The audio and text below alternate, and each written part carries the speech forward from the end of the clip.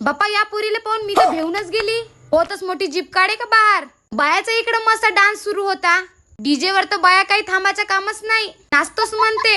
मग सकाळी उठून गेलो मी अजून बायाले तयारी करून द्यासाठी. लुगडे गिगडे लावायचे होते ना, म्हणून लवकरच चाललं गेलो. मग कसं लुगडे लावून दिलं मी ना बायाले. मस्त दिसून राहिल्या ना बाया लुगडे लावल्यावर. यांनी लावून देऊन मला बी घरी जाऊन आपलं लुगडं लावायचं आहे, म्हणून मी घरी आलो तयारी करायसाठी. तर मी ना बी लावलं मग लुगडं. कसं दिसून राहिलं मी. काय करते, उलट लुगडं लावून ठेवलं होतं मी ना. बाहेर देवी येत होती तर मस्त बाबासाहेबाचे गाणे सुरू होते, तर मी इकडेच गाणे म्हणायला लागलो.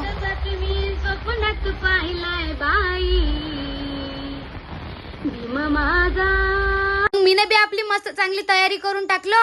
कसं दिसून राहिलो मी कमेंट मध्ये सांगा. जो बाहेर डीजे वाजत होता तर मला जा नाचाची बाय खुशी. पार डीजे पाहायला चालला गेलो. आबा बाहेर निघून पाहत तर माझ्याकडे बाया पाहायला लागल्या टुकूर टुकूर. मस्त लुगडं लावून आहे बा म्हणून ये म्हणे नाचाले. मी काही गेलोच नाही, घरामध्ये जाऊन मस्त नाचायला लागली. मग मी निघालो चौकात जासाठी, कारण की आमच्या गावातले कार्यक्रम सगळे चौकामध्येच होते. सगळेजण चौकामध्ये जमा होते कार्यक्रम पाहण्यासाठी. आमच्या गावामध्ये कोणत्याही जाती भेद होत नाही. सर्व कार्यक्रम मिळून आम्ही एकत्र करतो. तर कसं आहे आमचं गाव.